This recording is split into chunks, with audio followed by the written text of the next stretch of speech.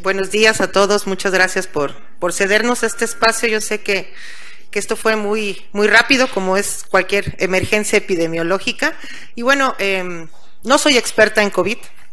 Las autoridades tuvieron a bien enviarme a tomar los 3 cursos que la Secretaría de Salud dio para COVID-19, y entonces lo que voy a tratar de hacer en estos 30 minutos es darles un panorama general de lo que es la enfermedad y de los cuidados que tenemos que tener nosotros en el ambiente intrahospitalario, y claro, también se puede replicar al ambiente extrahospitalario. Toda la información que ustedes van a ver presentada en, valga la redundancia, en esta presentación, es información oficial de la Secretaría de Salud y está corroborada por la Organización Mundial de la Salud. No voy a presentar ninguna especulación, y bueno, yo sé que a lo mejor tendrán dudas que a lo mejor yo no puedo contestar, pero bueno, podemos pedir opiniones a la gente que esté por aquí. Y vamos a comenzar. Bueno, tengo un señalador. Gracias. Bueno, este es nuestro virus que nos, con la computadora, que nos da, no veo nada. Este es nuestro virus. Este virus, ay, muchas gracias. Este es el dolor de cabeza que tenemos en este momento. El COVID-19, porque así se denomina la enfermedad. La enfermedad COVID-19 está causada por un virus llamado SARS-CoV-2. Ya no es coronavirus. Este es el nombre oficial que recibió de parte de la Organización Mundial de la Salud.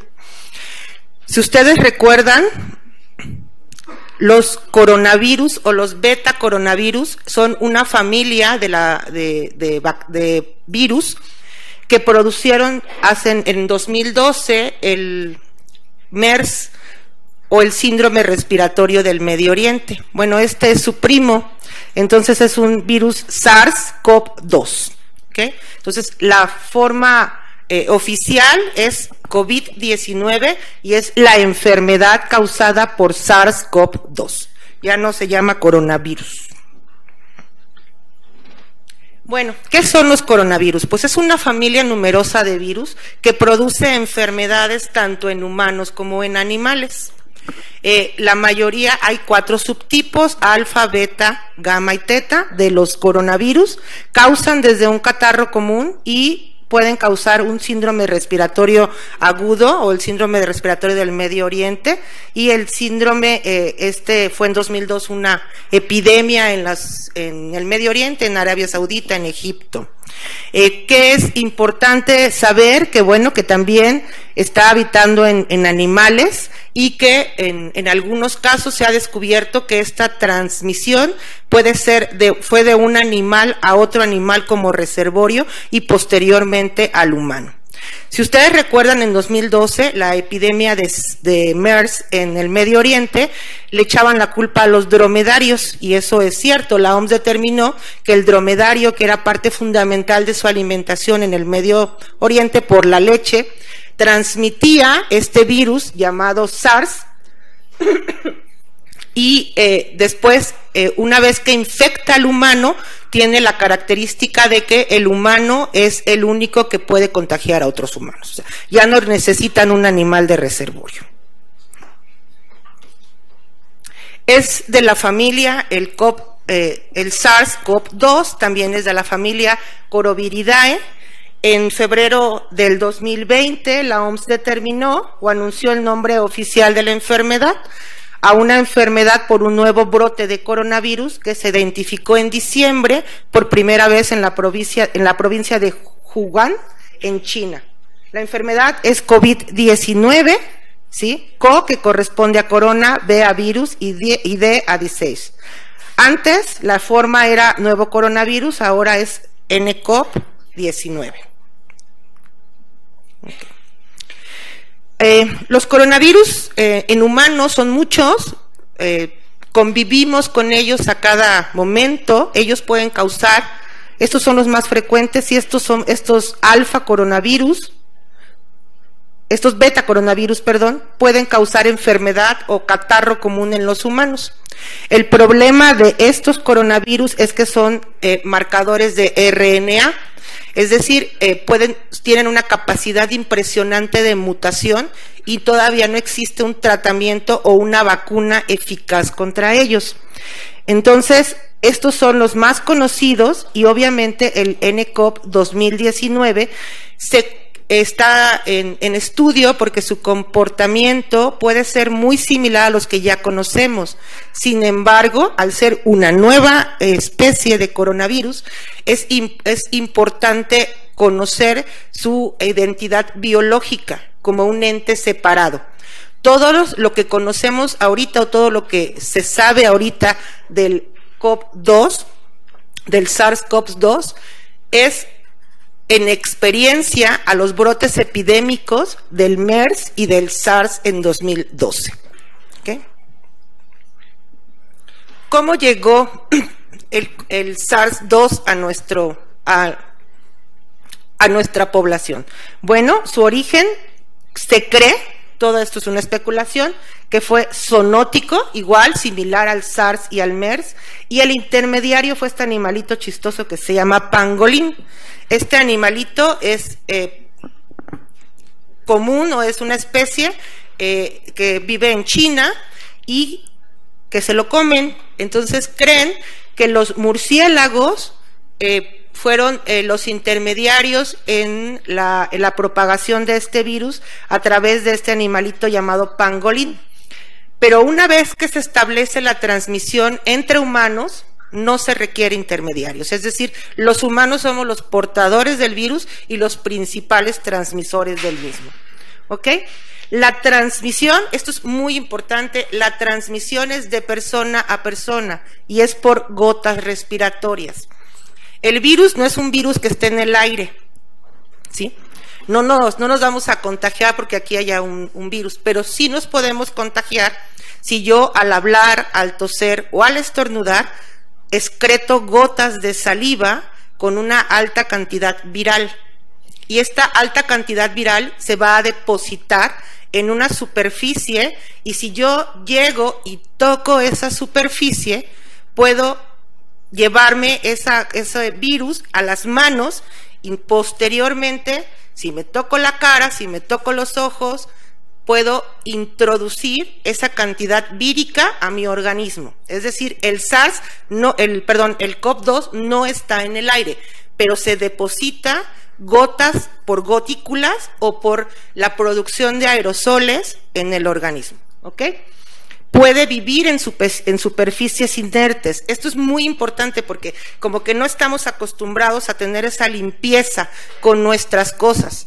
Mis compañeros médicos a veces usamos estetoscopio de un paciente a otro, un termómetro, a lo mejor el termómetro sí lo limpiamos, pero el estetoscopio nunca lo limpiamos. Entonces hay que tener mucho cuidado. Las computadoras, los teclados de las computadoras que todos compartimos, el CoV-2 puede vivir en superficies inertes.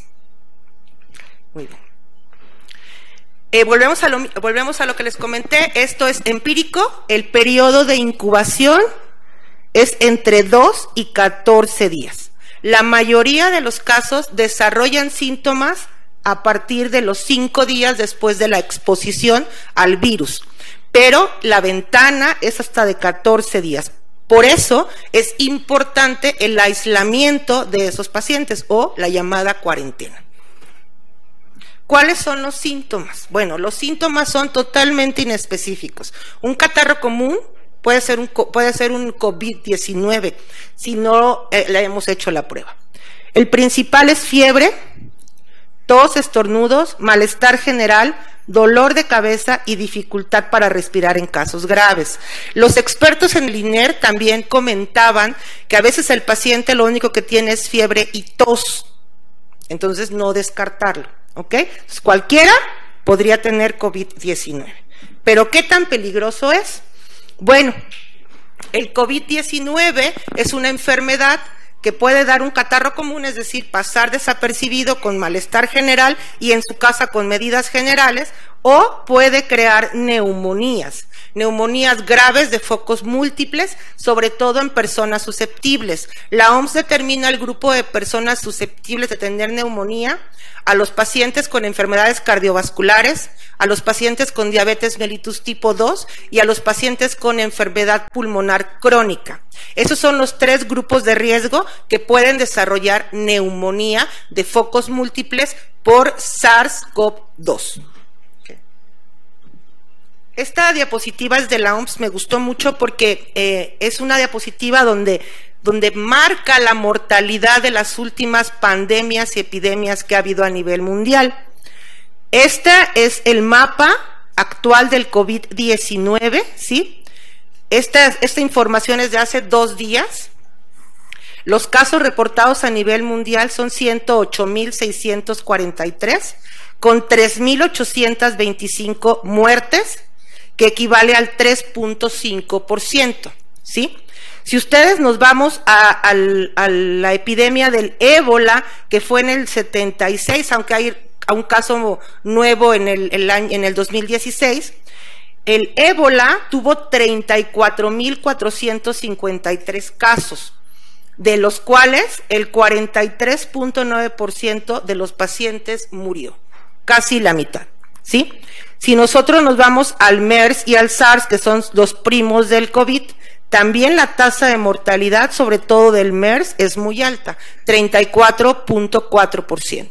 Entonces estamos ante una epidemia, vean, en comparación con los casos reportados, bueno, esto es 2.000 veces más, pero la tasa de mortalidad o el rango de fatalidad es muy bajo.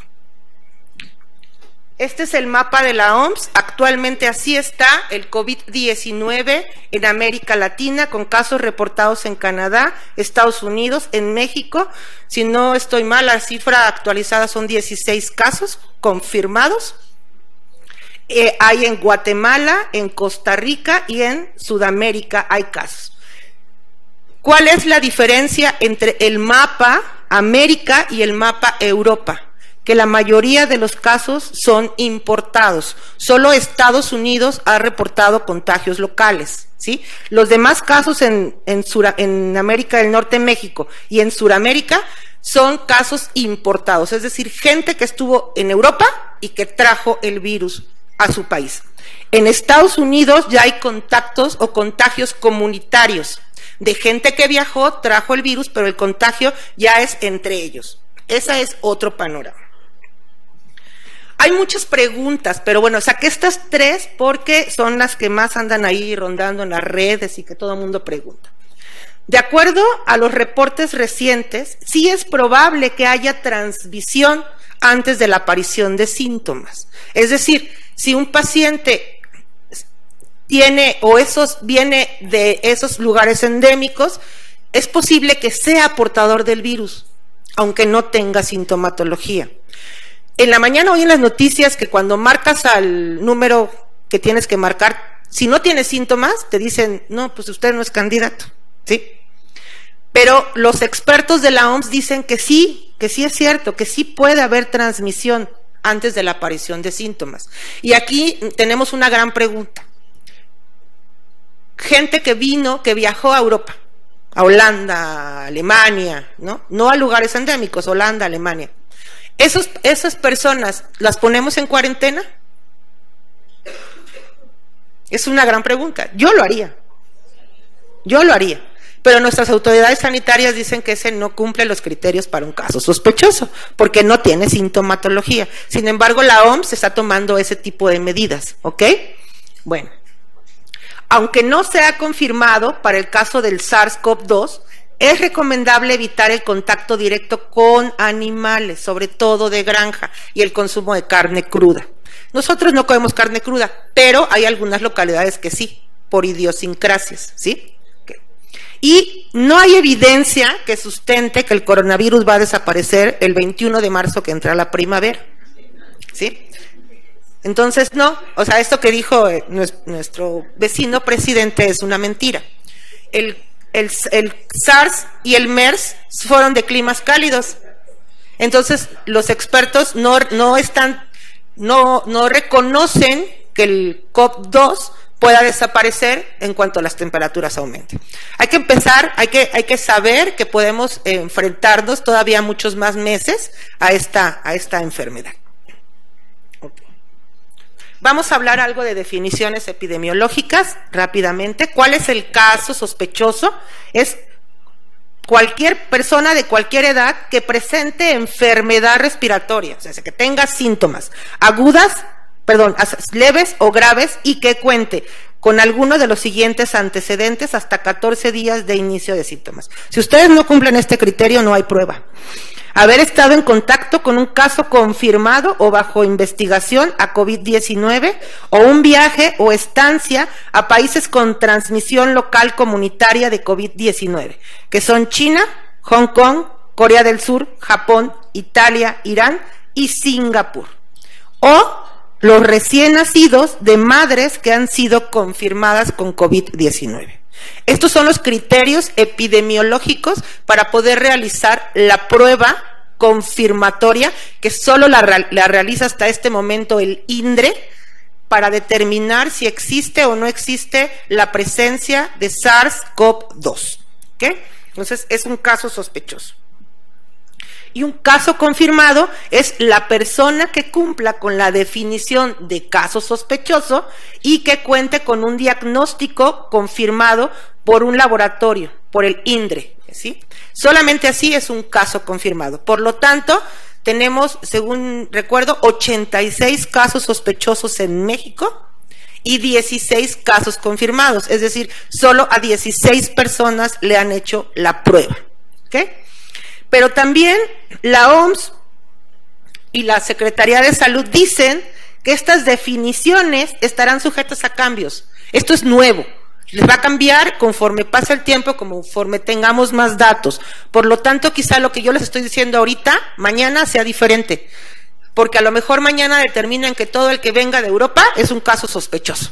Eso no lo sabemos, por eso hay que estar informados. Y yo les sugiero que nos informemos en páginas oficiales. Yo les recomiendo la página de la Organización Mundial de la Salud. Es una página muy noble y la verdad es que tiene información muy fidedigna. ¿Ok? Entonces dice que las definiciones estarán sujetas a cambios y serán actualizadas de acuerdo a la disponibilidad de información adicional y únicamente por el Comité Nacional de Vigilancia Epidemiológica. Okay. Bueno, ¿qué tendríamos que recordar?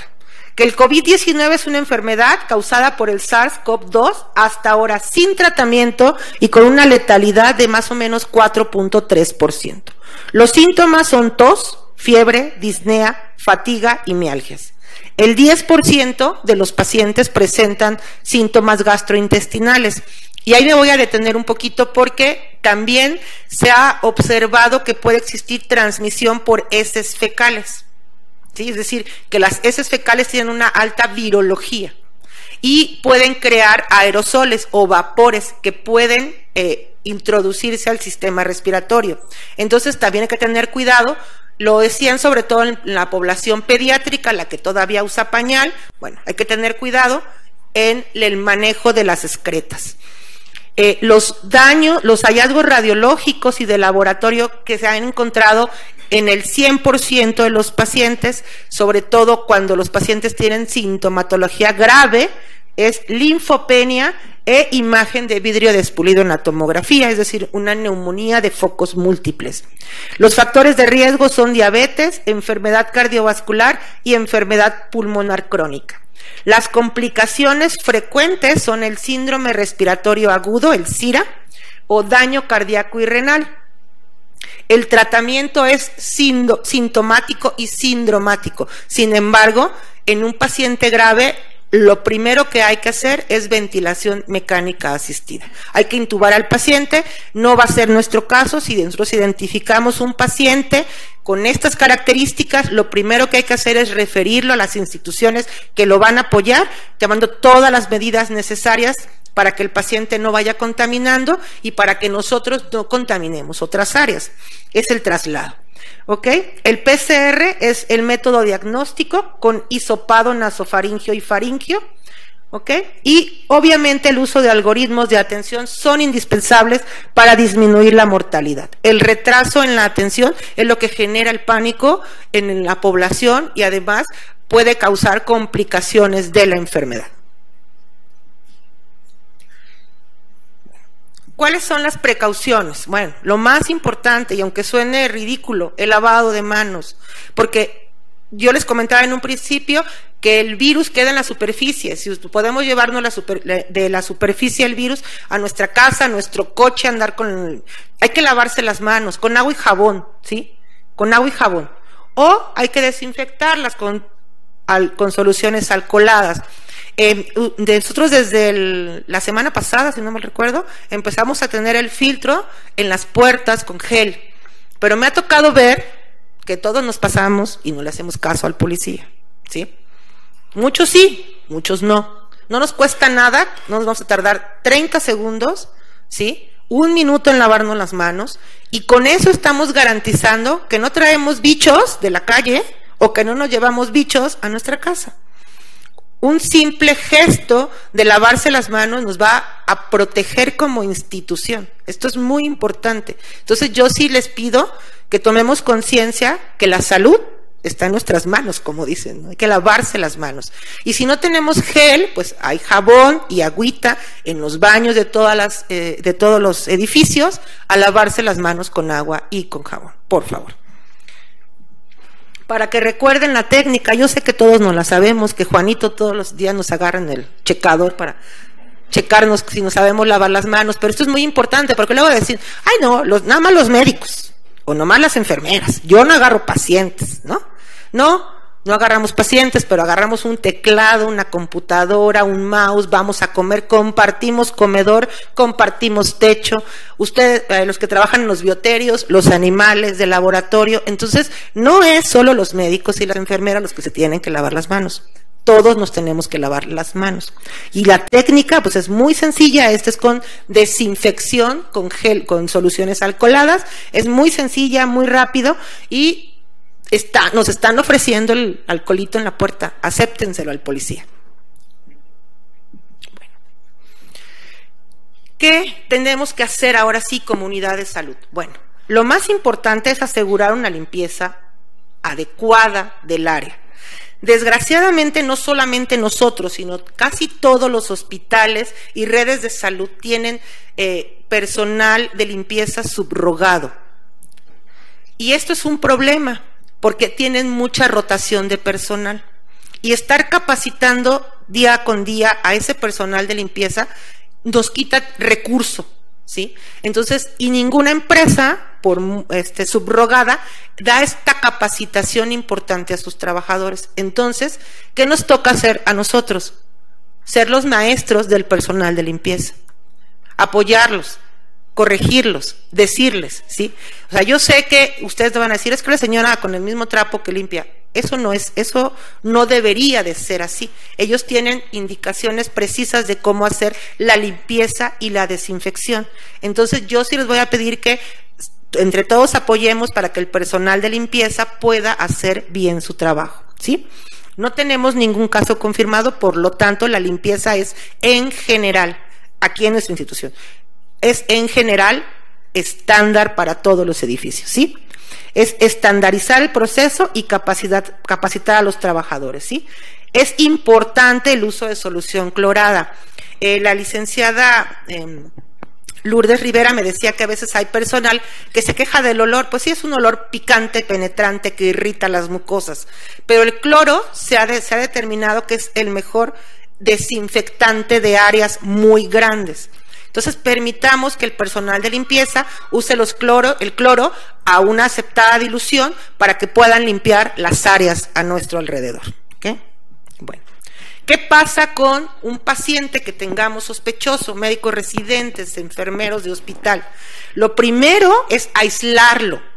El primer paso para prevenir este contagio es aislarlo, ¿sí? Aislarlo en un cuarto solo, ¿sí?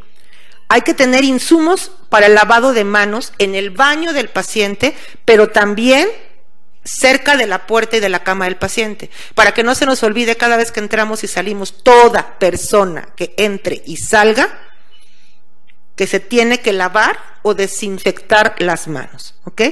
El equipo de protección personal debe de estar fuera de la habitación. Ahorita lo vamos a ver a más detalle. Mobiliario y pertenencias esenciales y fáciles de limpiar. No se recomienda, si un paciente está infectado, en el medio intrahospitalario, que tenga un libro o que tenga un teléfono celular, ¿sí? O que tenga algún videojuego, digo, no sé si aquí lo permitan, pero necesitamos que el paciente toque los menores objetos posibles, con el fin de no tener virus en superficies inertes, ¿ok? Y que los familiares que acudan a ver al paciente, primero pasen con el personal de salud, para que les explique exactamente lo que tienen que hacer, ¿ok? Yo creo que, y aquí está la doctora Becerra, yo creo que en el caso de que tengamos un caso sospechoso, lo ideal sería el traslado a una unidad de salud responsable. Pero mientras eso sucede, porque no lo podemos agarrar, echar en una bolsa negra y subirlo a una ambulancia. Hay que hacer la referencia, la contrarreferencia, ¿sí? Y que el hospital no lo reciba y que el paciente sea lo menos virulento posible. Lo primero que hay que hacer es ponerle un cubrebocas. Y eso se los voy a hacer como recomendación. Si ustedes ven un paciente, no que tiene COVID-19, sino que tiene catarro, pónganle un cubrebocas, ofrézcanle un cubrebocas, ¿sí? En las áreas hay cubrebocas. No se lo pongan ustedes, pónganselo al paciente que está mocoso, ¿sí? O sea, pónganselo al paciente. ¿Por qué? Porque el cubrebocas común va a proteger la secreción de virus a través de la saliva y de la tos. Entonces, si ustedes ven un paciente que tiene datos de catarro, pónganle un cubrebocas, ¿ok? ¿Qué tratamos de hacer con estos dos conceptos? Bueno, con la limpieza disminuir la carga biológica. Con un solo paño húmedo podemos limpiar cualquier superficie. Y después desinfectamos, ¿sí? Mediante el uso de hipoclorito de sodio, que es el cloro, o alcohol. Esto es lo que más barato sale, lo que más tenemos aquí y lo que tenemos que usar, sobre todo para usar equipo médico, ¿sí? El estetoscopio siempre hay que desinfectarlo, ¿okay? Esto es importante. ¿Cuánto dura el virus? ¿Sí?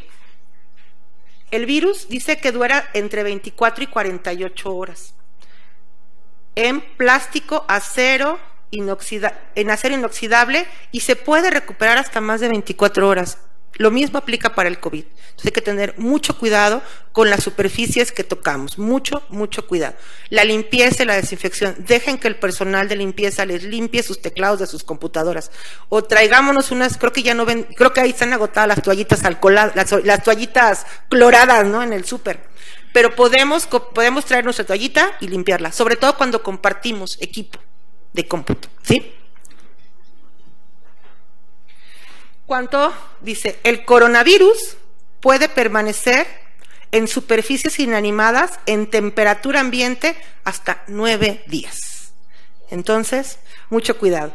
Aquí sí es cierto que los estudios han hecho que a temperatura mayor a 30 grados la duración es más corta. Por eso sugiere que la ropa de cama de los pacientes se ha lavado a temperaturas altas, precisamente para matar la cantidad de carga viral. Hay que limpiar el cuarto de los pacientes. Esto no es solamente para el COVID-19, se recomienda para cualquier enfermedad, para evitar la transmisión nosocomial de enfermedades. Y aquí lo más importante es, que me llama mucho la atención, es que no rociemos desinfectante, ¿sí? No lo rociemos, todo en el trapito, porque al rociar desinfectante creo aerosoles, los virus pueden salir volando. Entonces, no usar aerosoles, siempre es importante eso, me llamó mucho la atención. Hay que lavar y secar diariamente los trapeadores y evitar aerosoles, siempre usar un paño húmedo para la limpieza, ¿sí? Entonces, eso es importante. ¿Qué equipo de protección? Aquí viene algo importante. Bueno, este es el equipo de protección que recomienda la OMS para identificar, tratar a un caso sospechoso, ¿sí? Mascarillas, guantes, lentes, batas, botas y careta protectora, ¿sí? La mascarilla. Es un cubrebocas normal, no necesitamos una mascarilla N95 para ciertos casos, ¿sí? Sí tiene que tener algunas características, que sea por lo menos de dos capas de tela, ¿sí? Que sea resistente a los fluidos, pero no es estéril. Y se usa para evitar que el paciente disemine gotas al toser o a estornudar, ¿sí? O se usa para que los médicos atiendan a pacientes a más de 1 metro de distancia, ¿sí? Es decir, no me voy a acercar de más al paciente. Entonces, esta mascarilla nos puede proteger para hacer un triage respiratorio a un paciente, ¿sí? Siempre que tengan un paciente con síntomas respiratorios, pónganle un cubrebocas, que no se les olvide eso, por favor. ¿Okay? La mascarilla N95, que están agotadas, ¿sí? Esta también es desechable, tiene que tener una certificación, hay de muchos tipos, y se utiliza cuando hacemos procedimientos en los que vamos a crear aerosoles. Por ejemplo, en la aspiración de un paciente, ¿sí? Por ejemplo, en la intubación de un paciente, en el cambio del mecanismo de ventilación de un paciente. Entonces, nosotros no vamos a hacer ninguno de esos procedimientos en el instituto, por lo tanto, con una mascarilla quirúrgica normal estaríamos protegidos, ¿ok? Bueno, aquí lo importante es que esto debe de crear un sello al vacío para que pueda decirse que está funcionando de forma correcta. Entonces, desgraciadamente, no todas las caras son iguales y entonces pues todos tenemos como que de diferente, a lo mejor no nos ajusta una, no nos ajusta la otra. Entonces, no vamos a usar mascarillas N95 porque no vamos a tener que hacer ningún procedimiento invasivo en nuestros pacientes, ¿ok? La protección ocular, y aquí esto sí es importante, yo sé que no tenemos lentes. Y es importante porque sí tendríamos, al tener la posibilidad de un caso sospechoso, de tener lentes, sobre todo gogles, ¿sí? Son como estos, porque tienen que sellar perfectamente bien el contorno de la cara. Los lentes que venden de plástico no tienen protección lateral, entonces esos no están recomendados. La recomendación es gogles, ¿ok? Bueno, en personas que utilicen anteojos, pues los anteojos tendrían que buscarse unos gogles encima de sus anteojos. No se vale poner el lente y luego encima el anteojo, ¿sí? Ahora, lo más importante no es el equipo de protección, lo más importante es nuestras manos, ¿sí? Porque nosotros podemos contaminar nuestro equipo de protección. Batas desechables también, que sean resistentes a los líquidos, que sean cerradas del frente para la tensión y tampoco se requiere que sea estéril. Lo importante aquí, les vuelvo a repetir, es tener una buena higiene de manos y que cuando nos pongamos el equipo sepamos usarlo. Lo más importante es sepamos quitarnos este equipo de protección, porque si nos tocamos la cara cuando nos vamos a quitar el cubrebocas, nos podemos llevar el virus a la cara, ¿ok? Creo que ya me tardé mucho, perdón. El triage respiratorio. Bueno, esta es una gráfica que me gusta mucho. Esta gráfica es de la Secretaría de Salud y aquí me voy a detener un poquito.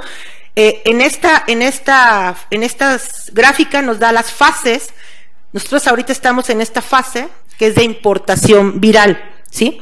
Donde nos da ciertas recomendaciones. Por ejemplo, dice que el saludo entre las personas no tenemos ninguna restricción. Pero, sin embargo, se han tomado medidas para evitar el saludo de beso, abrazo y apapacho, nada más hola.